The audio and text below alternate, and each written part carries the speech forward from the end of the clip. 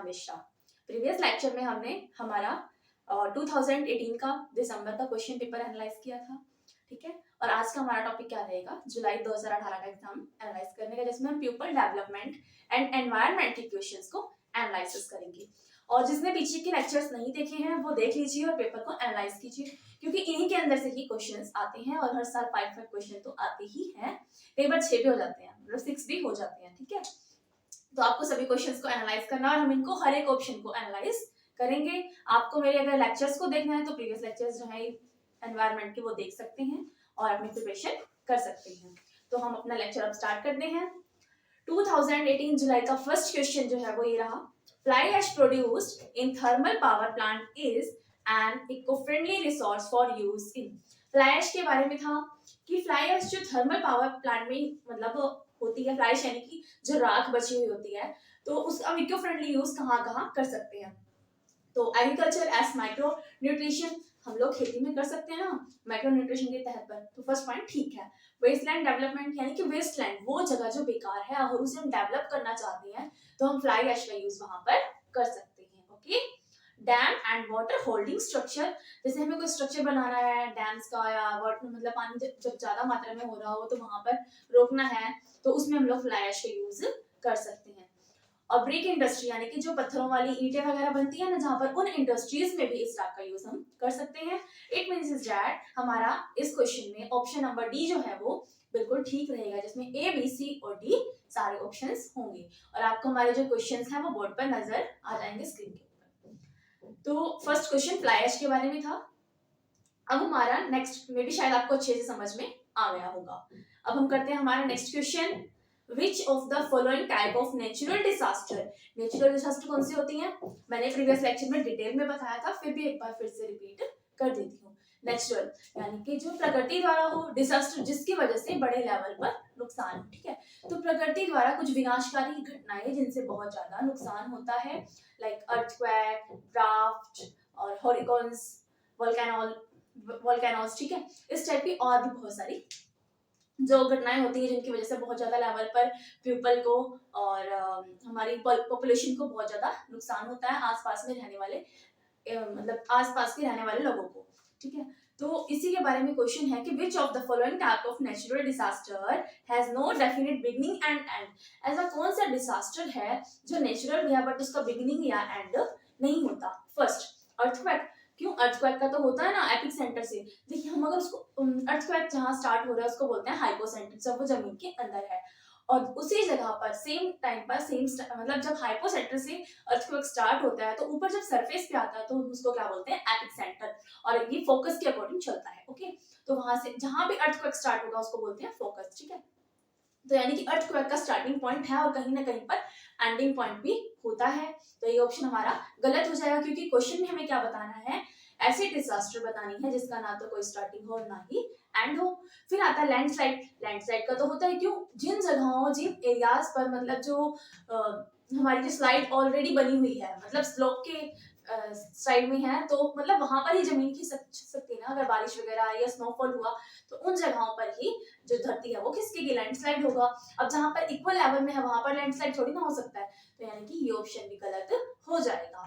फिर आता है हमारा थर्ड ऑप्शन हुरिकेन्स। हुरिकेन्स क्या होते हैं, तूफान, ठीक है। तो तूफान कब उठता है, जब हमारी मतलब जमीन में ठंडा पानी है और उसके बाद में बहुत ज्यादा मात्रा में ह्यूमिडिटी बढ़ती जा रही है ना। तो इसकी वजह से भी जो हुरिकेन्स है यानी कि तूफान है वो उठ सकते हैं। तो इसका भी एक स्टार्टिंग पॉइंट होता है। बट ड्राफ्ट, हमारा फोर्थ ऑप्शन ड्राफ्ट है। ड्राफ्ट यानी कि सूखा, और ड्रॉट मीन्स सूखा, और सूखा जो है ना वो कहीं भी हो सकता है, उसके लिए कोई भी स्टार्टिंग एंडिंग पॉइंट नहीं होता है, ठीक है। तो यानी कि हमारा ऑप्शन नंबर डी यानी कि ड्राफ्ट जो है वो बिल्कुल ठीक है। आपको अच्छे से क्लियर हो गया। Next question, indoor air pollution is ये हमारा असर्शन और रीजनिंग पर है। क्वेश्चन में असर्शन दी हुई है और फिर रीजन दिया हुआ है, हमें बताना है क्या ये असर्शन और रीजन दोनों मैचअप है नहीं है, या असर्शन राइट है या रीजन राइट है। ओके। तो देखिए क्वेश्चन क्या है, indoor air pollution is a serious health hazard. Indoor यानी कि जो हमारे घरों में, एयर पोल्यूशन यानी कि वायु प्रदूषण किस वजह से हो सकता है, हम लोग घर में खाना बनाते हैं तो गैस का यूज करते हैं, या फिर जो हमारे एसी वगैरह चलते हैं तो उनकी वजह से हो सकता है, है ना। तो ये बिल्कुल ठीक है, यानी कि असर्शन तो ठीक है। इंडोर एयर पोल्यूशन जो है वो सीरियस हेल्थ हजार्ड है, उसकी वजह से घर में लोगों को कोई ना कोई हेल्थ प्रॉब्लम हो सकती है, हेल्थ इश्यू हो सकता है। अच्छा, इसका रीजन देखते हैं। The dispersal of air pollution is rather limited in indoor environment, of course, क्योंकि हम इंडोर के अंदर कुछ लिमिटेड चीजें ही यूज करते हैं, तो यानी कि लिमिटेड पोल्यूशन ही होगा, है ना। तो यानी कि जो हमारा रीजन है वो बिल्कुल ठीक है। इसका ऑप्शन नंबर ए, यानी कि both A and R, assertion और रीजन दोनों ही ट्रू हैं। रीजन जो है वो करेक्ट एक्सप्लेनेशन कर रहा है किसकी, असर्शन की, ठीक है।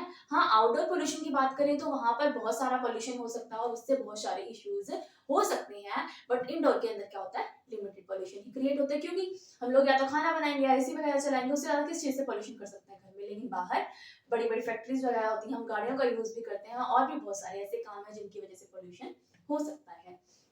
अब हमारा नेक्स्ट क्वेश्चन आएगा, in term of their contribution to total power generation in India, कि हम इंडिया के अंदर देखते हैं पावर जनरेशन में किसका कितना कंट्रीब्यूशन है। Identify the correct sequence of energy resource, correct sequence बतानी है एनर्जी रिसोर्स की।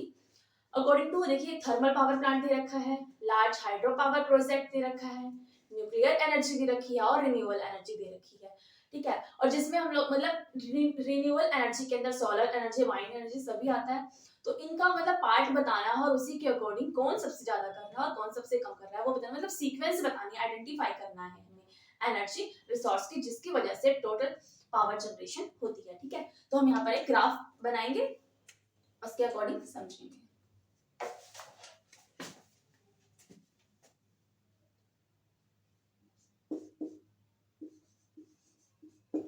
India install power capacity fuel in 2020, 2020 का है, किसकी वजह से कितनी एनर्जी हुई है वो देखिए।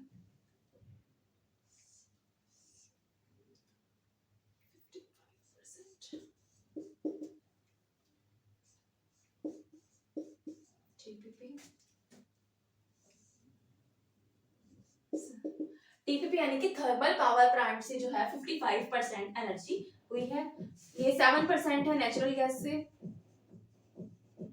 नेचुरल गैस से हमारी 77% हुई है, सॉरी, ठीक है। और 2% जो है वो न्यूक्लियर एनर्जी से हुई है।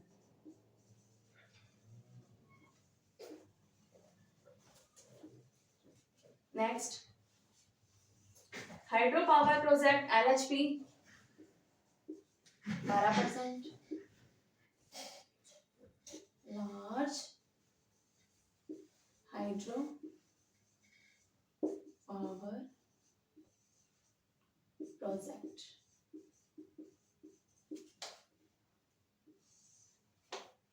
और रिन्यूएबल एनर्जी